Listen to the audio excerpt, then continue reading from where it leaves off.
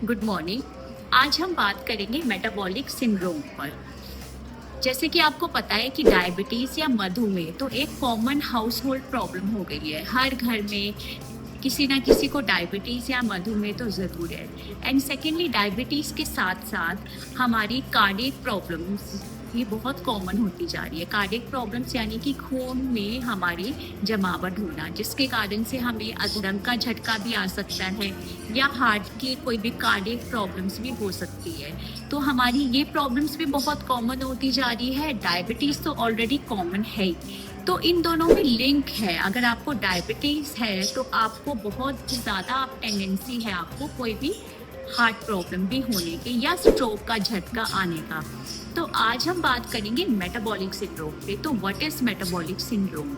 ये एक्चुअली एक 4 बीमारियों का जोड़ है। जब 4 बीमारियां या 4 मेटाबॉलिक डिसऑर्डर्स या जिसको हम लाइफस्टाइल डिसऑर्डर्स भी कह सकते हैं, जब ये मिल जाती हैं आपस में तो हम इसको बोलते हैं कि मेटाबॉलिक सिंड्रोम है। तो अब ये क्या क्या चीज़ें हैं 4। पहली चीज़ है ओबेसिटी। ओबेसिटी इज मोटापा। अब मोटापे के कई क्राइटेरिया होते हैं, तो हमारा क्या मापदंड है कहने का कि ये ओबीज है इंडिविजुअल। तो ओबेसिटी भी कंट्री स्पेसिफिक है। हर कंट्री के हिसाब से, एथनिसिटी के हिसाब से, बिल्ड के हिसाब से इसके क्राइटेरिया होते हैं कुछ। तो हमारे एशियन इंडियंस में हम कहते हैं कि हमें वेस्ट सर्कमफ्रेंस मेजर करना है। वेस्ट सर्कमफ्रेंस क्या होता है कि हमारा ये जो एंटीरो सुपीरियर आईलेट स्पाइन होता है, यानी कि हमारी ये जो साइड में हिप बोन पे जो प्रोमिनेंट हड्डी होती है, यहाँ पे हम आर पार अपना टेप लगाते हैं थ्रू एंड थ्रू, आगे पीछे। अब हम इसकी लेते हैं मेजरमेंट। अगर ये मेल्स के अंदर 90 सेंटीमीटर से ज़्यादा है और फीमेल्स में अगर ये 80 सेंटीमीटर 80 सेंटीमीटर से ज़्यादा है, तो ये हमारा क्राइटेरिया बन गया ओबेसिटी का कि अब ये पेशेंट ओबीज है according to the criteria. Now we will move on to the second criteria. Second criteria is lipid profile. ये हमारी ब्लड की जांच होती है, जिसको आमतौर पे हम कहते हैं कोलेस्ट्रॉल की जांच। कोलेस्ट्रॉल की जांच में केवल एक कोलेस्ट्रॉल नापा जाता है। जब हम लिपिड प्रोफाइल ऑर्डर करते हैं तो उसमें पूरा लिपिड्स जो कि हमारा होता है एचडीएल, एलडीएल, ट्राइग्लिसराइड्स, वीएलडीएल, वो सब चीज़ें उसमें आ जाती हैं। अब एचडीएल होता है हमारा गुड कोलेस्ट्रॉल और एलडीएल और ट्राइग्लिसराइड्स होते हैं हमारे बैड कोलेस्ट्रॉल। तो हमारे मेटाबॉलिक सिंड्रोम में हम बोलते हैं अगर triglycerides equal to more than 150 है, मतलब कि ट्राइग्लिसराइड्स तो हमारा बढ़ रहा है और हमारा एचडीएल जो है, जो कि गुड हार्मोन है, वो अगर हमारा कम हो रहा है। कम होने का मतलब है less than 50 in women and less than 40 in males.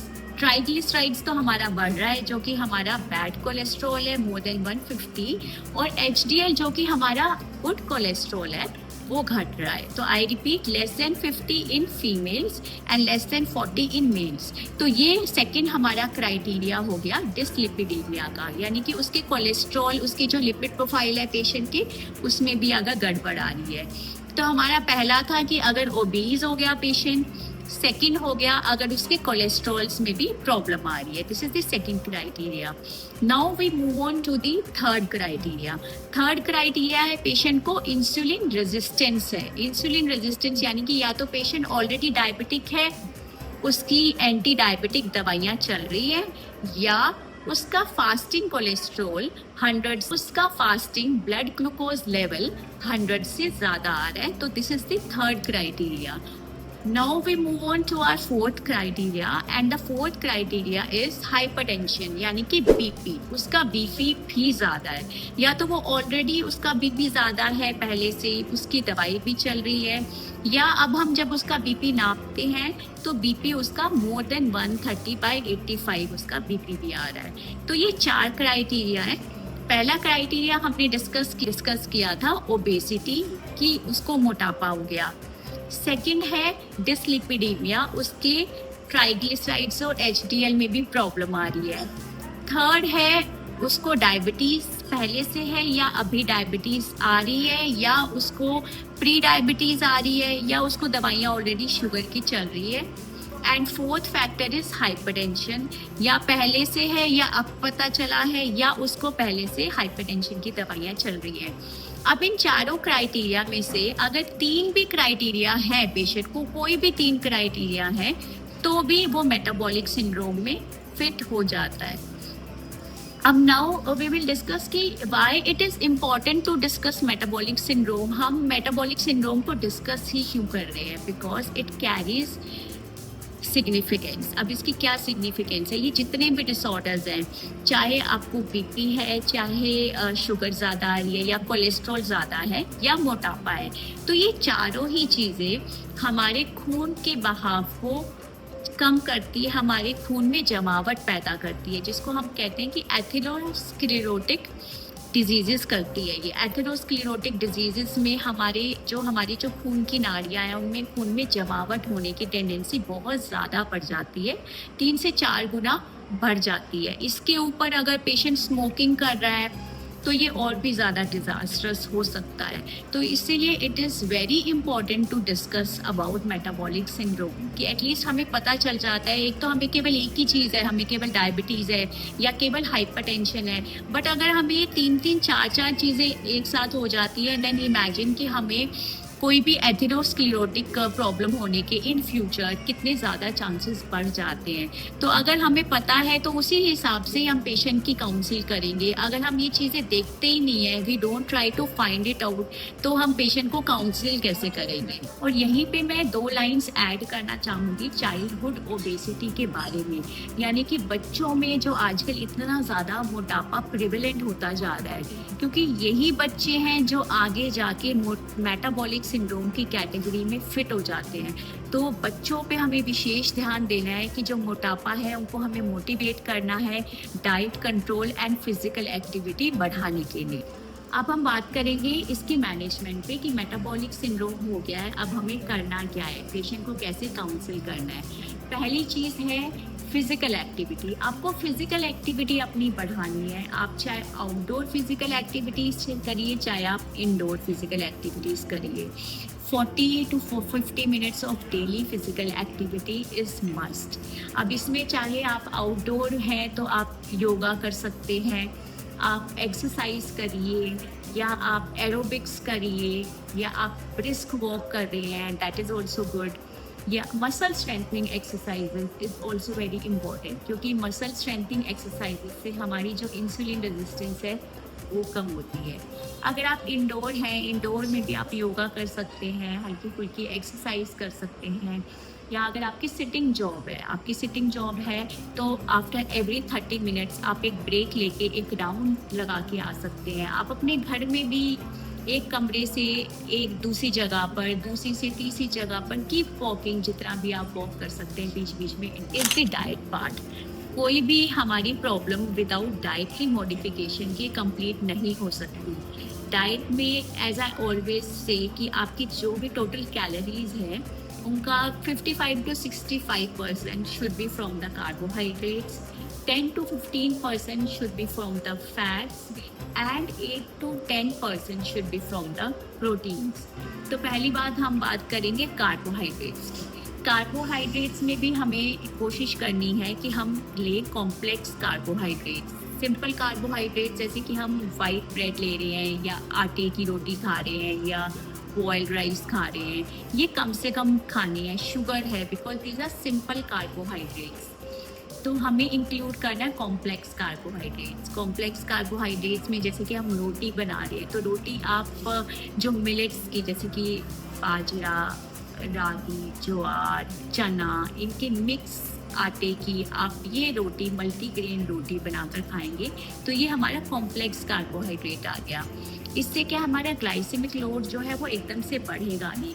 हमें ट्राई करना है कि हम अपने डाइट में जो लो ग्लाइसेमिक फूड्स होते हैं हम उनको इंक्लूड करें, ताकि हमारा जो शुगर लेवल है एकदम से स्पाइक ना करे।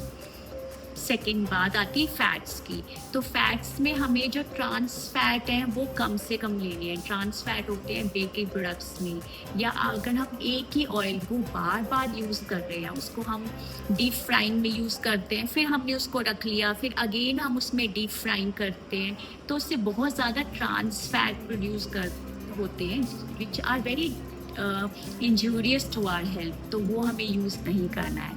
हमें कोशिश करनी है अपनी डाइट में more of omega 3 fatty acids and mono unsaturated fatty acids को ऐड करने की एंड ट्रांस फैट्स को घटाने। क्लियर फूड्स हम अपनी डाइट में ऐड कर सकते हैं। क्लियर फूड से आई मीन वेजिटेबल सूप्स हैं, कोकोनट वाटर है या सैलड्स हैं, इनको हम इंक्लूड करें क्योंकि इनका कोई हार्म नहीं है। इनसे हम अपना स्टमक भी फुल कर सकते हैं सो दैट कि हम बाकी जो जंक फूड है, बाकी जो आइटम्स हैं वो हम कम। प्रोटीन रिक्वायरमेंट हमारी होती है 1 to 1.5 ग्राम पर केजी बॉडी वेट, तो इसके हिसाब से हमें अपनी प्रोटीन रिक्वायरमेंट करनी होती है। प्रोटीन ऐड करना हमारी डाइट में सबसे डिफ़िकल्ट पार्ट है।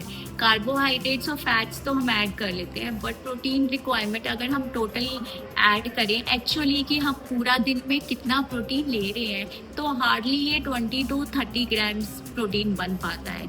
और अगर हमें एक्चुअली देखें, अगर हम ideal body weight 50 to 60 kg body 50 to 60 kg body weight, तो उसके हिसाब से तो हमें 50 to 60 ग्राम प्रोटीन डेली लेना है। तो ये प्रोटीन हमें कहाँ से मिलेगा? अगर आप वेजिटेरियन सोर्सेज की अगर हम केवल बात करें तो वेजिटेरियन सोर्स में दालें हैं, सोयाबीन, पनीर, टोफू या peanut butter, these are very good source of protein. और अगर आप एग्स खाते हैं तो आप एग्स इंक्लूड करें which is again a very good source of protein.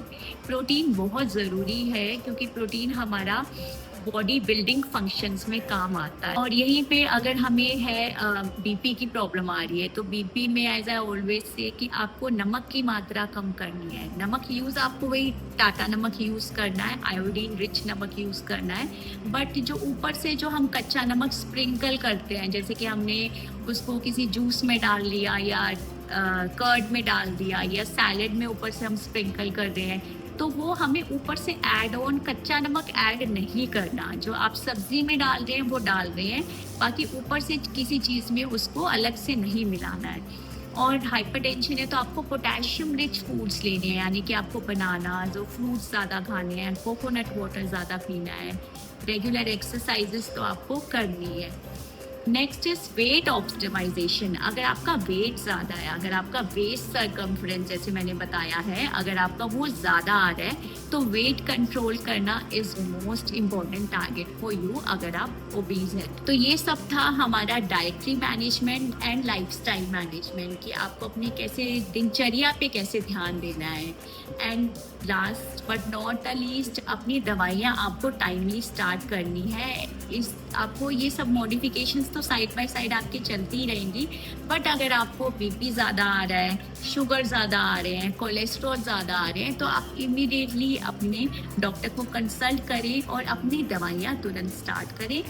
Time to time जैसे आपको डॉक्टर बताते हैं आपको उनको कंसल्ट करना है, उनसे दवाइयाँ जैसे भी वो आपको डाउन रेगुलेट करते हैं या अप रेगुलेट करते हैं वो करवानी है और उनसे मशवरा लेना है। Thank you.